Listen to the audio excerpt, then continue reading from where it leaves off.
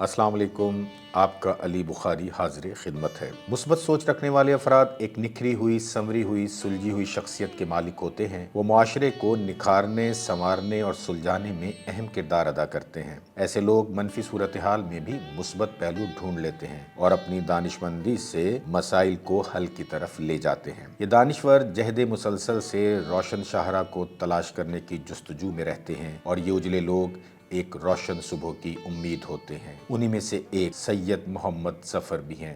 آپ کے والد گرامی سید کشفی شاہ نظامی حضرت غوث پاک کی اولاد سے ہیں۔ محترم ظفر صاحب شہید حکیم محمد سعید کے رفقاء میں سے ایک تھے۔ آپ چانسلر ہمدرد یونیورسٹی، اسپیکر شورا ہمدرد رہے۔ آپ نے وزیر قانون و پارلیمانی امور حکومت Pakistan, member Pakistan law commission, صدر supreme court bar association, صدر Lahore high court bar association, chairman human rights society of Pakistan, سربراہ پاکستانی وفد human rights commission Geneva, secretary general all Pakistan Muslim League, chairman cultural association of Pakistan, صدر اولڈ راویئنز ایسوسی ایشن اور ممبر Saint of Pakistan سمیت کئی اعلیٰ عہدوں پر اپنی ذمہ داریاں نبھائیں۔ آپ کو 2011 میں حکومت پاکستان کی جانب سے صدارتی ایوارڈ نشان امتیاز بھی عطا کیا گیا۔ آپ کی تصانیف میں تھرو دا کرائسس، ڈکٹیٹر کون، حج جرنی ان اوبیڈینس، عوام پارلیمنٹ اسلام، تذکرے جائزے، انڈرسٹینڈ اسٹینڈنگ سٹیٹس، میرے مشہور مقدمے، پاکستان بنام کرپشن عوام کی عدالت میں، ڈائیلاگ آن پولیٹیکل چیس، عدالت میں سیاست شامل ہیں۔ سینیٹر ایس ایم ظفر کی کہانی ان کی زبانی میں آپ اپنے والد گرامی سید محمد اشرف کشفی شاہ نظامی کا خصوصی ذکر کرتے ہوئے تحریر فرماتے ہیں کہ میں نے ان کو ساری عمر روزمرہ کی ڈائری لکھتے دیکھا۔ ڈائری میں آخری اندراج ان کی وفات کے 3 دن پہلے کا لکھا ہوا ہے۔ یوں تو بطور والد ان کے مجھ پر کئی احسانات ہیں، لیکن ان کی ڈائری لکھنے کی اس شریعت کی تقلید نے مجھے بھی ایک حد تک ڈائری لکھنے کی جانب راغب کر دیا۔ شہید حکیم محمد سعید کی 100ویں سالگرہ کے موقع پر مرحوم ایس ایم ظفر نے اپنے ایک انٹرویو میں شہید حکیم محمد سعید کے حوالے سے فرمایا کہ حکیم صاحب کو میں نے جتنا عرصہ دیکھا ان میں عزم و استقلال پایا اور انہیں جتنی اللہ پاک نے زندگی عطا کی انہوں نے خیر کے کاموں میں اس کا بھرپور استعمال کیا۔ وہ دنیا والوں اور اپنی آخرت کے لیے بہت کچھ کر کے رخصت ہوئے۔ حکیم صاحب جیسی شخصیت پاکستان میں مجھے کوئی اور دکھائی نہ دی۔ شام ہمدرد سے شورا ہمدرد کے قیام کے حوالے سے کیے گئے سوال پر ظفر صاحب نے بتایا کہ حکیم صاحب کا مقصد کہ دانشوروں کا ایک تھنک ٹینک پارلیمان کی طرز میں بنا دیا جائے۔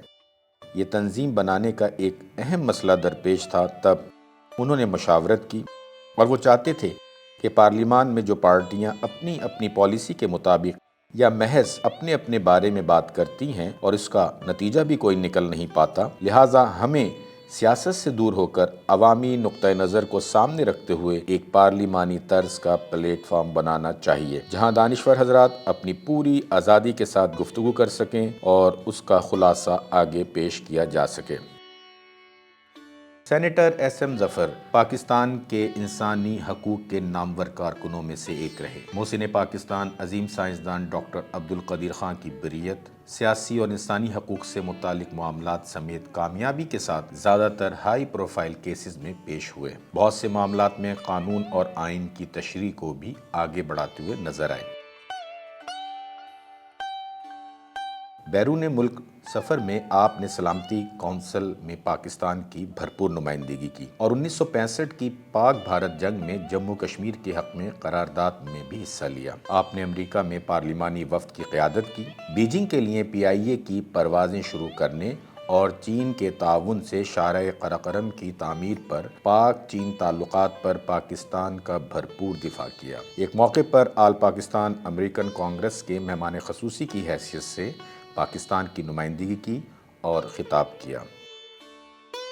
آپ کی سیاسی خدمات بحیثیت secretary general all Pakistan Muslim League, vice chairman commonwealth پارلیمانی ایسوسی ایشن لنڈن، مختلف ممالک کے ٹورز میں جاپان، میانمار، برما، ویتنام، چین، Australia, Singapore, Indonesia, Malaysia, Turkey, علاوہ اس کے مصر، مراکش، تیونس، سعودی عرب، الاسکا اور کینیڈا سمیت امریکہ کا بھی سفر شامل ہے۔ چیئرمین آل انڈیا کانگریس سونیا گاندھی، وزیر اعظم اٹل بہاری واجپئی اور اراکین پارلیمنٹ سے ملاقات کے لیے آپ نے پاکستان مسلم لیگ آف کے وفد کے ساتھ ہندوستان کا سفر بھی کیا۔ آپ کے اعزازات میں آپ کو پنجاب یونیورسٹی کی جانب سے قانون میں ڈاکٹر آف فلاسفی کی ڈگری سے نوازا گیا۔ پاکستان امریکن کانگریس USA کی جانب سے لائف ٹائم اچیومنٹ ایوارڈ دیا گیا۔ اسی طرح پاکستان امریکہ ایسوسی ایشن آف گولڈن ٹرائی اینگل کی طرف سے شاندار لیڈرشپ ایوارڈ، جبکہ Pakistan chamber of commerce USA کی جانب سے excellence in public service award بھی عطا کیا گیا۔